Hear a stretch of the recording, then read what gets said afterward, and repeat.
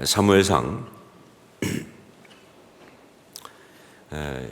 2장 22절로 26절까지 말씀입니다. 제가 먼저 22절 말씀 봉독합니다. 엘리가 매우 늙었더니 그의 아들들이 온 이스라엘에게 행한 모든 일과 회막문에서 수종드는 여인들과 동침하였음을 듣고 그들에게 이르되 너희가 어찌하여 이런 일을 하느냐? 내가 너희의 악행을 이 모든 백성에게서 듣노라. 내 아들들아 그리하지 말라. 내게 들리는 소문이 좋지 아니하니라. 너희가 여호와의 백성으로 범죄하게 하는도다.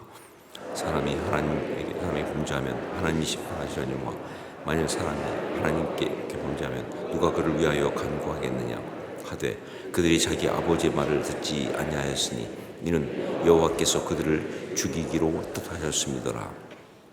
함께 읽습니다. 아이 사무엘이 점점 자라매 여호와와 사람들에게 은총을 더욱 받더라. 아멘.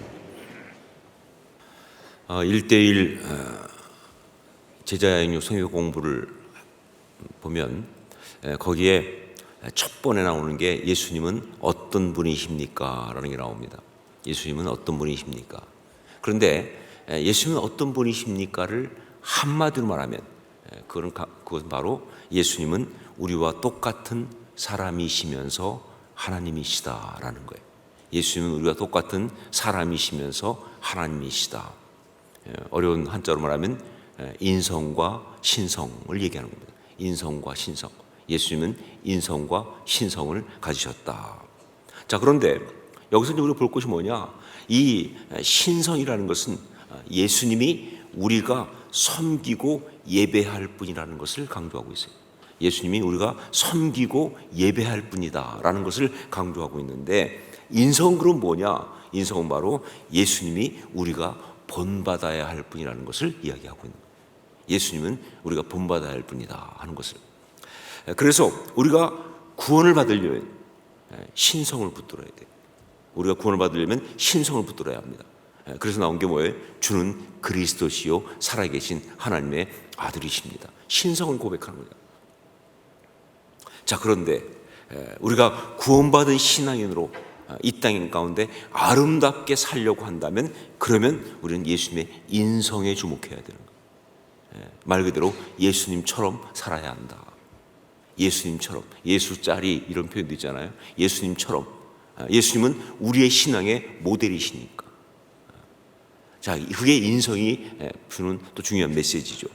자, 그래서 복음서에 보면요, 예수님의 인성에 대해서 공생의 기간 가운데 여러 가지 이야기를 가지고 아주 풍부하게 그렇게 이야기해주고 있습니다. 자, 그런데 놀랍게도 공생의 이전, 즉 예수님의 인성만 부각됐던 시간들이죠.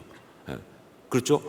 공생에는 인성과 신성이 함께 나타나시지만 공생 이전은 인성만 주로 부각된 시대인데, 그 시절에 대해서는 성경이 딱 한마디만 하고 있어요. 아니, 정말 그 긴 시간이잖아요. 예수님의 인생 전체인데, 근데 그거에 대해서는 성경이 딱 한마디만 하고 있어요. 그것도 누가복음에만 딱 한마디 하고 있어요. 그것이 누가복음 2장 52절 말씀입니다. 우리 한번 같이 함께 읽도록 하겠습니다. 같이 읽습니다. 예수는 지혜와 키가 자라가며 하나님과 사람에게 더욱 사랑스러워 가시더라. 왜 이 한마디만 했을까요? 아니, 공생의 3년에 10배인 30년이잖아요. 뭐 성장기만 얘기한다 할지라도 한 15년은 커버해야 되는데 이걸 딱 한마디만 하시다니. 왜 그랬을까? 이유를 묵상하다가 그 대답을 제가 깨달았습니다. 대답은 바로 뭐냐? 한 절이면 충분하니까. 이 한 절이면 충분하기 때문에 한마디만 한 것이다. 그렇습니다. 우리 예수님의 인성의 그 삶, 이것은요, 이 한마디면 충분합니다. 왜냐하면 바로 이것이 진정으로 아름다운 신앙인의 모습이니까 말이죠. 신앙인은 어떤 사람이냐? 신앙인은 어떤 모습이어야 하는가? 어떤 신앙이 아름다운가? 하나님과 사람에게 사랑스럽다. 이거면 끝나는 거예요. 하나님과 사람들에게 사랑스럽다. 이거면 다 되는 거 아니냐 그 말이에요. 예수님은요 바로 그 모습을 향하여 그렇게 성장하셨고 그 모습을 이뤄내셨지 않습니까? 그러니까 이 한마디면 충분한 거죠. 자, 그래서 오늘 말씀에 이 사무엘에 대한 이야기가 쭉 이제 나오고 있는데 성경은 아주 정확하게 놀랍게도 그 예수님의 이야기하고 똑같은 이야기를 하고 있는 거예요. 같은 이야기니까. 신앙의 사람의 아름다움. 똑같은 이야기를 하고 있습니다. 우리 26절을 함께 읽도록 하겠습니다. 오늘 말씀 26절 같이 읽습니다. 아이 사무엘이 점점 자라매 여호와와 사람들에게 은총을 더욱 받더라. 보세요. 완전히 똑같잖아요. 예, 이게 바로 참 신앙의 모습이니까요. 이게 진짜 아름다운 신앙인의 모습이니까요. 우리가 되어야 하고 그리고 우리 자녀들이 그렇게 자라나야 할 바로 그 모습. 바로 이거 한마디라고요. 하나님과 사람들에게 사랑스럽다. 은총을 받았다. 자, 그렇다면 하나님과 사람들에게, 여호와와 사람들에게 은총을 받았다. 더욱 받더라. 하나님과 사람들에게 사랑스럽다. 이게 구체적으로 어떤 모습을 말하는가? 이걸 우리가 좀 알 필요가 있죠. 그래야 우리가 그렇게 기도할 거 아니에요. 그렇게 간구하고 또 그렇게 자녀들을 위해서 기도하고 할 거니까. 자, 이게 구체적으로 그러면 어떤 모습인가? 이걸 알기 위해서는요, 바로 오늘 이 말씀 26절 이 말씀 바로 앞에 나온 그 말씀을 좀 볼 필요가 있습니다. 왜냐하면 오늘 말씀의 이 26절이 제일 마지막이잖아요. 그 앞에 나온 이 말씀은요 바로 26절 말씀을 위한 배경과도 같은 거예요. 그러니까 그렇지 못한 정반대의 그림을 쫙 먼저 깔아놓고 그리고 26절을 말함으로써 훨씬 더 선명하게, 더 분명하게 그렇게 26절을 강조하고 있으니까 그 앞에 있는 말씀을 보면 26절에 나오는 그 여호와와 사람들에게 은총을 더욱 받더라 하는 것이 구체적으로 어떤 모습인지를 우리가 알 수가 있다는 것이죠. 무엇인가? 첫 번째가 뭐냐? 생명력, vitality, 생명력입니다. vitality. 이게 첫 번째 거죠. 생명력, vitality. 여러분 22절 보면요 말씀이 어떻게 시작하고 있냐면 이렇게 시작되고 있어요. 엘리가 매우 늙었더니 이렇게 시작되고 있어요. 그런데 26절은 어떻게 시작되고 있느냐? 아이 사무엘이 점점 자라매. 이 대조가 보이세요? 엘리가 매우 늙었더니, 그런데 아이 사무엘은 점점 자라매.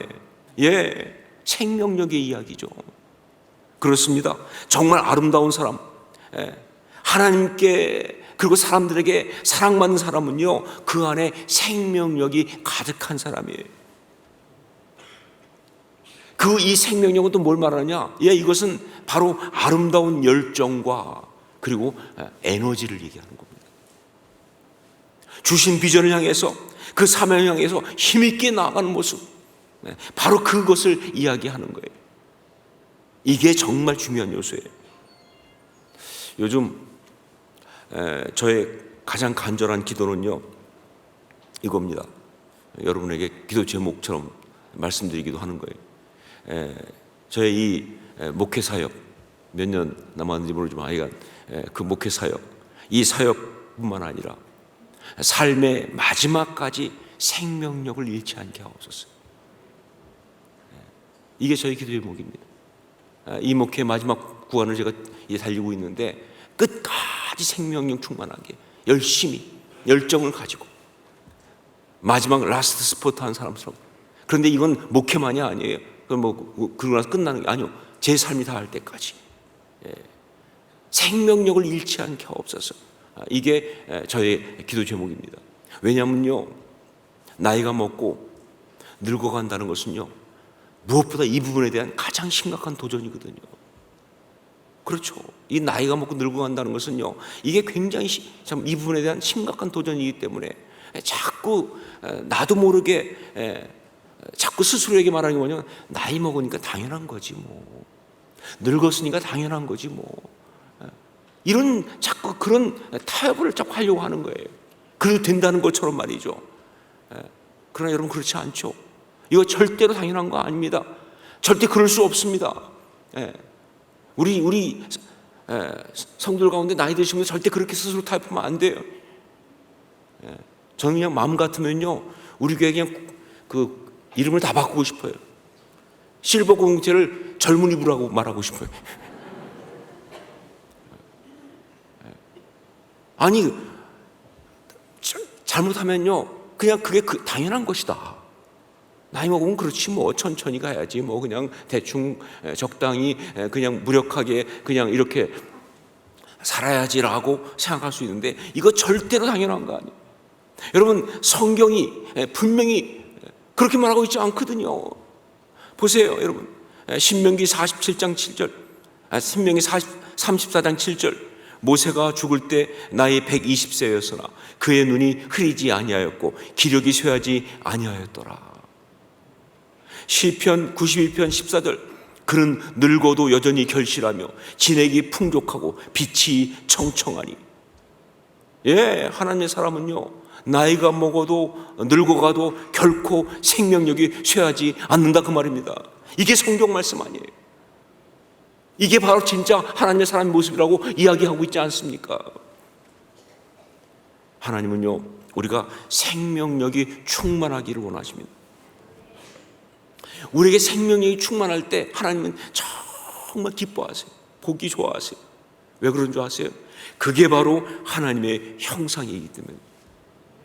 그게 바로 하나님의 형상이기 때문에. 자, 그리고 생명력이 충만한 사람들이 정말 사랑합니다. 왜냐하면요, 그게 아름다움이에요. 우리 교회도 보면 우리 나이 드신 분들 가끔 이렇게 보다가 막 젊은이 부서 아이들 막 이렇게 하고 하는 거 보면, 오늘도 이게 젊은이 부서들이 찬양팀에 섰는데 그냥 얘들은 아침에 나와도 이뻐.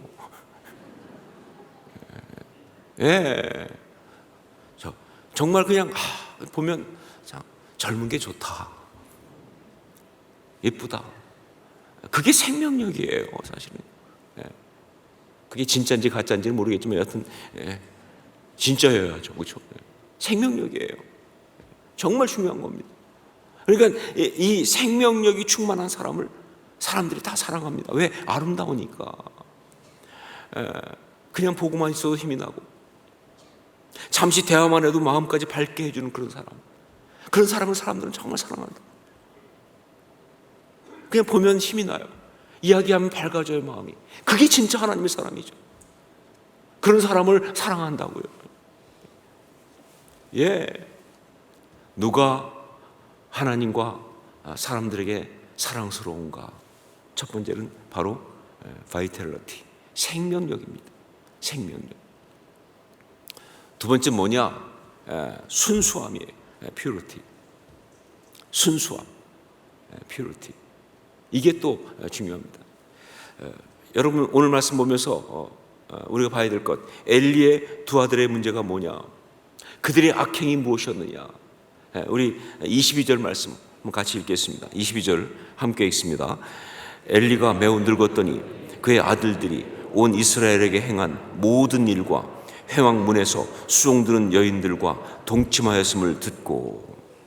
근데 여러분 잘 아실 것이 뭐냐면요, 사실 그들이 행한 이 일들이 그렇게 불법적인 일은 아니었어요. 그게 불법을 행했다든가 해서는 안 되는, 아니요, 상당히 그동안 해왔던 관행에 따라서 할 수도 있는, 그렇게 쭉 해왔던 일들이기도 해요, 사람들이 관행적으로. 그러니까 이 제사 드리는데 제사장이 당연히 고기 가져올 수 있잖아요. 그것 안에서 그래서 그냥 하고 있는, 그러니까 불법적인 것까지는 아니다. 불법적, 뭐 그렇다고 합법도 아니지만 하여간 불법적인 것은 아니에요. 관행이에요. 회마문에 수종든 여인과 동침하는 것도 불법적인 게 아니에요. 그렇게 해오는 관행들이 가능한 거예요. 그렇게 할 수 있는 그런 거예요. 그 당시에 그 타락한 잘못된 시스템 속엔 그렇다, 그 말이에요. 그런데 왜 이것을 갖다가 악행이라고 하느냐? 가장 결정적인 이유는요, 바로 그게 더러운 짓이라고 그래요. 그게 추한 일입니다. 그게 추잡한 일이에요. 뭐 그 어떤 상황도 그렇고 회망을 수종드는 여인들의 어떤 신분이 많이 노예들이니까 그렇기도 하고 할 수는 있겠지만, 하지만 그 일을 하고 있는 것이 그것이 추잡하다 그 말입니다. 그게 추한 일이에요. 그게 더러운 일이에요. 순결하지 못한 행동이에요.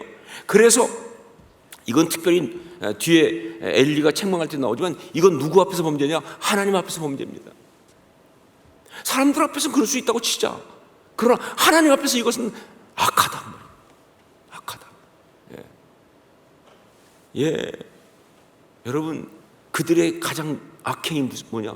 그것이 더럽다는 거예요. 추하다는 거예요. 추잡하다는 겁니다. 그런데 그래서 이어서 나오는 이 아이 사무엘의 모습에서 더욱 두드러진 모습이 어떤 거겠어요? 예, 바로 순수함이에요. 그래서 성경은 어쩌면 그 소개하면서 아이라는 말을 강조하고 있는 거겠어요. 아이 사무엘, 순수하다는 것을 말하려고. 여러분, 하나님과 사람들에게 사랑받는 아름다운 모습은 바로 이 순수함입니다. 죄된 욕망으로 더럽지 않은 순수함, 여러 가지 자기 논리로 뭐 정말 포장하고 기만하는 그런 혼잡스러움이 아닌, 어떤 사람 보면요, 그냥 아니면 아니고 기면 기인데 뭐 이렇게 말이 여러 가지 많아. 뭐 아닌 건 아는데 뭐 그렇지만 이럴 수도 있고, 뭐 복잡한 거 아니에요. 미안하지만 그냥 단순해야 되는데, 요즘 예수님도 말씀하셨잖아요. 얘는 얘라고 아니오라고 하라고. 그런데 뭔가 복잡하다는 게 뭐예요? 이게 순수하지 않다는 뜻이죠. 아니요, 누가 사랑스러운가? 하나님과 사람들에게 사랑스러운 사람은 어떤 사람이냐? 순수한 사람이에요. 단순해야 합니다. simple mind. 단순해야 되는 거예요. 복잡할 필요가 없어요. 정말 그게 정말로 사랑스러운 모습이에요. 자, 그런데 여러분, 순수함은요, 우리가 보통 순수함 그러면 죄로 오염되지 않은 어떤 상태, 청정 지역 뭐 이런 것처럼 말이죠. 이런 거라고 생각을 하는데, 아니요, 사실은 순수함은 그것이 아니라 온전한 거룩을 추구하는 걸 말합니다. 그래서 순수는요, 굉장히 치열합니다. 그냥 이렇게 청정한, 아직 더럽히지 않은 어떤 이런 식의 생각은, 이건 영적인 순수를 모르는 얘기예요. 아니요, 순수는 굉장히 치열하죠. 그렇죠? 하나님 앞에서 하나님의 사람으로 스스로 부끄러워할 줄 알면서, 그래서 나온 유명한 얘기가 하늘을 우러러 한 점 부끄러움이 없기를, 입새에 있는 바람에 나는 괴로워했다. 윤동주 씨가 그 아름다운 이유가 그거예요. 그건 순수에 대한 갈망이에요. 그냥 남들 다 그렇게 살아도 나는 그렇게 못 살아. 왜? 하나님의 사람이니까. 세상 사람 다 그렇게 해도 난 그렇게 하면 안 돼. 왜? 하나님 앞에 있으니까. 하늘로 한 점 부끄러움이 없기를, 입새에는 바람에도 괴로워했다는 것이, 그게 바로 순수의 이야기예요. 버릴 것은 버려요. 그래서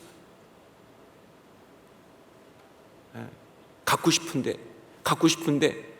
그러나 버려야 하니까.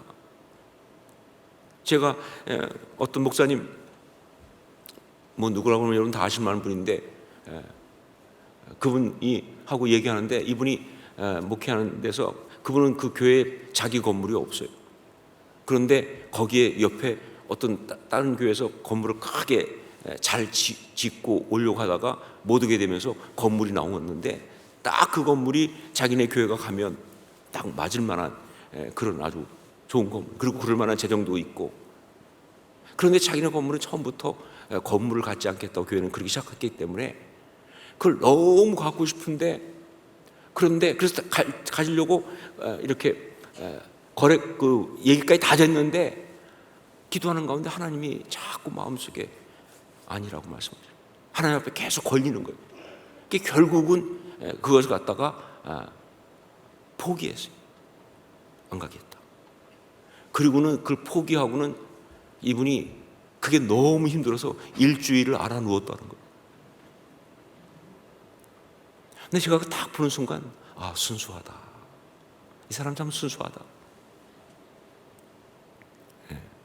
이찬수 목사님 얘기하는 거예요. 제가 한 십몇 년 전에 들은 얘기입니다. 그때 한국에 나 집회할 때. 참 순수하시다. 예.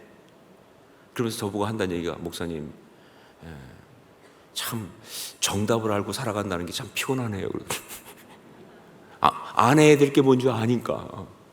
그래서 제가 속으로, 혼자만 피곤하면 되지 왜 나까지 피곤하게 하시는지.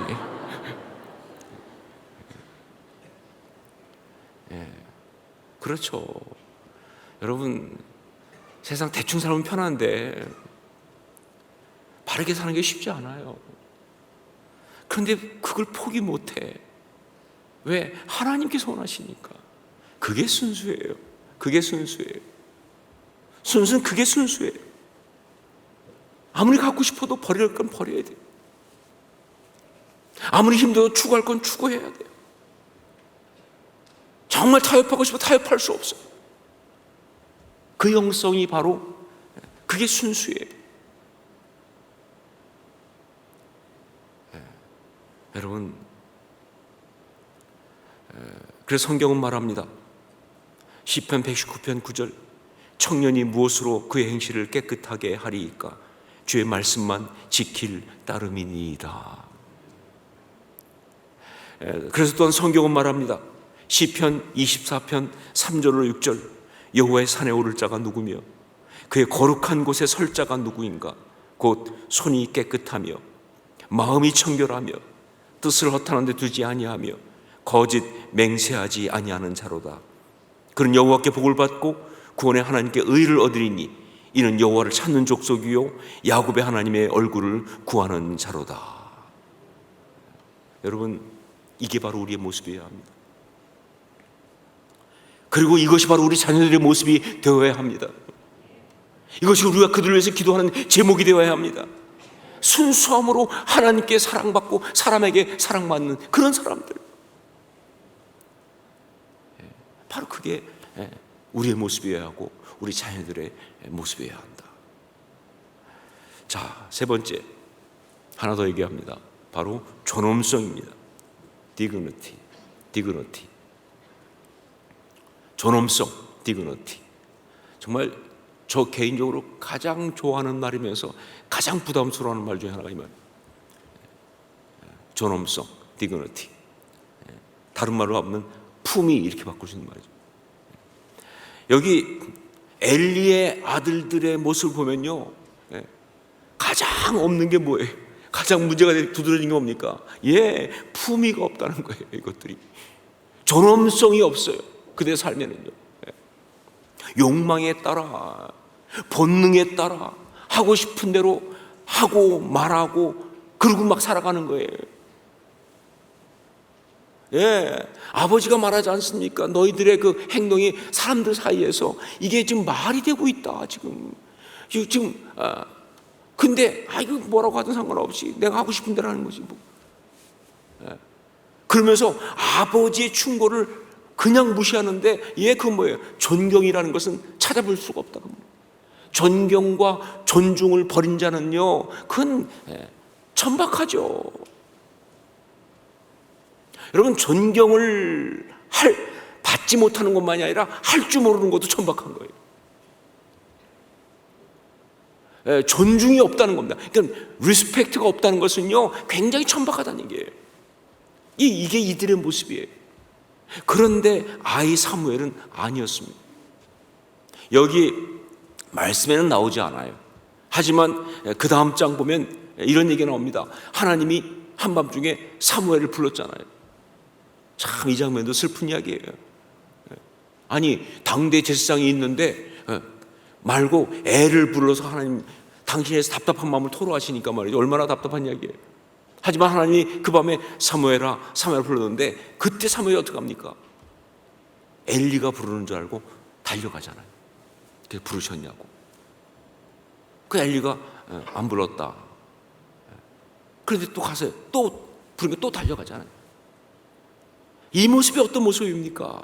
바로 이게 바로 뭐예요? 디그니티예요. 이게 굉장히 뭐예요? 정말 존경과 존중을 가지고 있는 그 모습 아니냐 그 말이에요.